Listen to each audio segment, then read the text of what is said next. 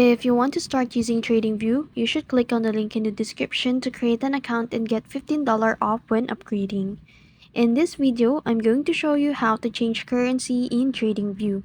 So, on your TradingView account, click the search button, and then to change the currency, on the right side of each stocks, you'll see a flag from different countries that represent currency.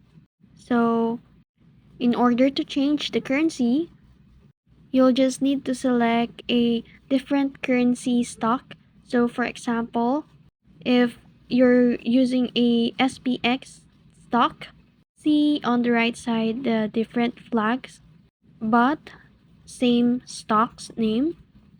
Now just, for example, click this Canadian flag or the USA flag to change to USD or to Australian dollar. And assumingly you have selected preferred currency, and it will automatically apply to your TradingView.